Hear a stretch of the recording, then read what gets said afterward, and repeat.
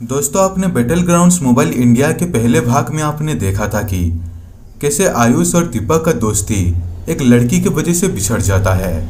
उसके बाद से दीपक हमेशा अपनी गर्लफ्रेंड से बातें करता रहता है और आयुष हमेशा battle grounds mobile India game को खेलता रहता है। लेकिन आयुष उस गेम में इतना एडिक्ट हो चुका था कि उस गेम को खेले बिना एक दिन भी नहीं रह पा रहा था।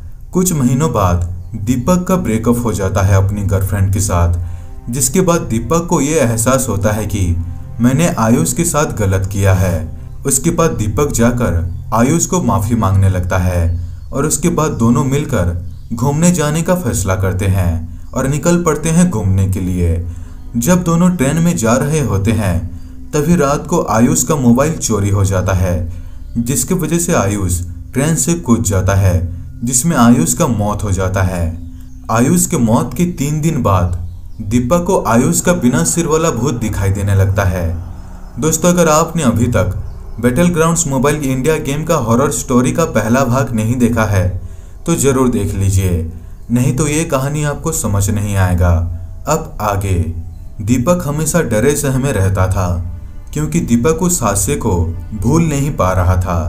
जैसे ही सूरज ढलता था तो दीपक को एक आवाज़ सुनाई देता था, चलो मेरे साथ चलो, यहाँ क्या कर रहे हो। और रात के करीब 1 बजे दीपक के कमरे पर अजीबोगरीब हरकतें होने लगती थी। अपने आप सामान गिरने लगते थे और लाइट्स अपने आप ऑफ ऑन होते थे। और उसके बाद दीपक को आयुष का बिना सिर वाला भूत दिखाई देता था।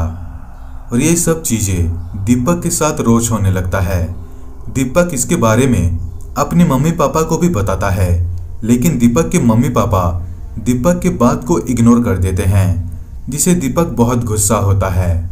दीपक इन सब चीज़ों से इतना डर चुका था कि अब वह सुसाइड करने के बारे में सोचने लगा था, क्योंकि आयुष का आत्मा दीपक का पीछा नहीं छोड़ रहा था। उसके बाद दीपक सोचने लगता है, घर वाले तो मेरा साथ नहीं दे रहे हैं, अभी मुझे ही कुछ करना पड़ेगा। उसके बाद दीपक का एक कॉलेज का लड़का दीपक को एक तांत्रिक से मिलने के लिए कहता है। उस लड़का का बात मानकर दीपक एक तांत्रिक के पास जाता है। उस तांत्रिक के पास जाने के बाद दीपक अपनी परेशानी के बारे में बताने लगता है। दीपक का बात सुनकर वो तांत्रिक एक ताबीज निकालकर दीपक को देता है और कहता है, इसको हमेशा अपने पास ही रखना, नहीं तो फिर से परेशानी शुरू हो जाएगी। उसके बाद दीपक उस ताबीज को लेकर वहां से चला जाता है। अब दीपक बहुत खुश होता है क्योंकि उसके पास वो ताबीज होता है। ताबीज होने के बावजूद भी दीपक को आयुष का सिरकटा भूत दिखाई देने लगता है। उसके अगले दिन फिर से दीपक उस तांत्रिक के पास जाता है और सब कुछ बताने लगता है। तभी वो तांत्रिक कहने लगता है, ये बहुत शक्तिशाली आत्मा है, इसे बचने के लिए काला जादू का प्रक्रिया करना पड़ेगा। उसके बाद वो तांत्रिक दीपक के कपड़े से एक छोटा सा पुतला बनाता है और दीपक का कटा हुआ बाल और पैर का धूल लेकर उस पुतले के अंदर भर देता है। उसके बाद वो तांत्रिक दीपक को एक सुई देकर कहता है, अपने हाथों पर यह सुई चुभोकर 1 बूंद खून इस पुतले के ऊपर गिराओ। दीपक उस तांत्रिक के कहे अनुसार करने लगता है। उसके बाद वो तांत्रिक कुछ मंत्र पढ़कर उस पुतले को चाकू से 2 हिस्सों से काट देता है। तभी अचानक से आयुष का बिना सिर वाला भूत आकर चिल्लाने लगता है और कुछ देर बाद वो गायब हो जाता है। उसके बाद से कभी भी दीपक को आयुष का सिरकटा भूत दिखाई नहीं दिया और सब कुछ ठीक हो जाता है।